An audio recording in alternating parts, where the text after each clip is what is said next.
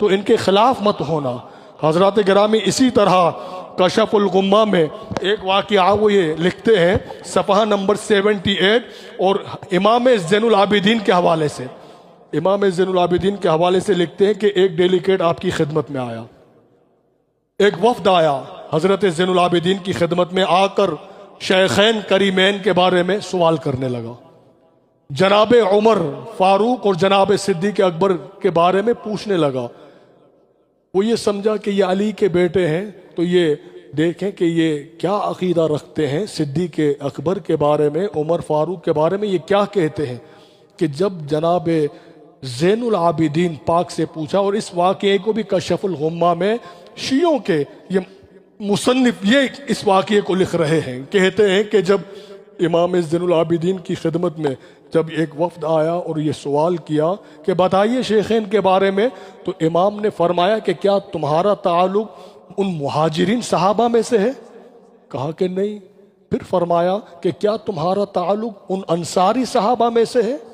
यानी आप दो बातें आपने इरशाद फरमाई कि क्या तुम उन मुहाजिरीन सहाबा में से हो कि जिन्होंने इस्लाम लाने में पहल की, ईमान लाने में पहल की और हुजूर पर अपनी जानें कुर्बान की?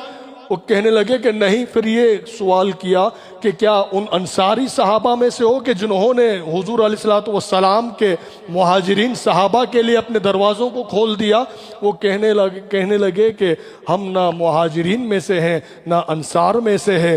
फिर इमाम ने ये फरमाया कि दो बातों की गवाही तो तुम खुद दे चुके हो, दो की गवाही तुम खुद एक्सेप्ट कर चुके हो, तीसरी बात मैं कह देता हूं, ना तुम अंसार में से हो ना मुहाजिरीन में से हो और ना तुम ताबाइन में से हो, ना तुम तबे ताबाइन में से हो। ये बताओ कि तुम मुझसे जो सवाल ये पूछ रहे हो शेखैन करीमैन के बारे में, आप ये फरमाते हैं बजाय जवाब देने के आपने फरमाया कि यहाँ से उठ जा।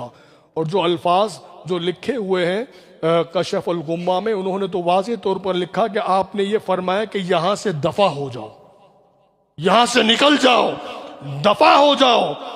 अल्लाह ताला तुम पर कभी अपनी बरकत नाजिल ना करे कि तुम मरदूदों में से हो। ये कौन कह रहे हैं?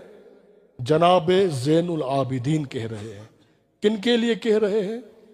उनके लिए कि जो दिलों में अबू बकर का बुग़्ज़ रखते थे, जो उस हजरत उमर का बुग़्ज़ रखते थे। तो हजरत गिरामी ये इमाम ज़ैनुल आबिदीन की ये तालीम है। इसी तरह हजरत गिरामी कशफुल गुम्मा में इमाम मोहम्मद बाकिर से किसी ने पूछा, ये भी इसी में है। इमाम मोहम्मद बाकिर जो आइमा अहले बैत के ये पांचवें इमाम हैं, जनाब इमाम ज़ैनुल आबिदीन के ये शहजादे हैं। इनसे जब ये सवाल किया गया, किसी ने ये सवाल किया कि ए इमाम ज़रा ये बताइए कि तलवार के दस्ते पर क्या जेवर हम लगा सकते हैं? उसको मुज़य्यन करने के लिए, खूबसूरत बनाने के लिए तलवार का जो हत्ता होता है, जो दस्ता होता है, कि हम जेवर लगा सकते हैं? आपने फरमाया बिल्कुल लगा सकते हैं, ये जायज़ है। और फिर आपने जो दलील दी, आपने फरमाया क्योंकि अबू बकर सिद्दीक भी लगाते थे। क्या आपने फरमाया कि अबू बकर सिद्दीक? अब जैसे इमाम बाकिर ने फरमाया कि अबू बकर सिद्दीक, तो वो इमाम मोहम्मद बाकिर से ये कहने लगा कि ए इमाम, आप भी उन्हें सिद्दीक कहते हैं? आप भी सिद्दीक कहते हैं?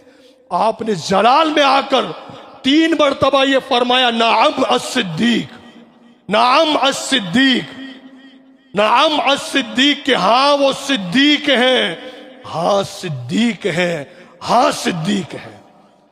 कि तुम नहीं जानते कि रसूलुल्लाह के यार हैं वो।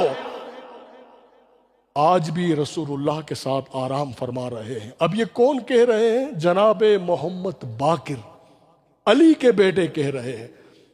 तो वो लोग जो अली से मोहब्बत करते हैं और सहाबा से बुग़्ज़ रखते हैं, हम उनको ये दावत देते हैं कि तुम अहले सुन्नत की किताब नहीं बल्कि अपनी किताब उठाकर देखो तो अबू बकर सिद्दीक मिलेंगे, उमर फारूक मिलेंगे। और यही नहीं, किसी ने जाफर सादिक से पूछा, जाफर पाक से आकर पूछा कि ए इमाम, आप बताइए, आप ये बताइए कि जनाब शेखैन करीमैन के बारे में आप बताइए कि आप क्या अकीदा रखते हैं।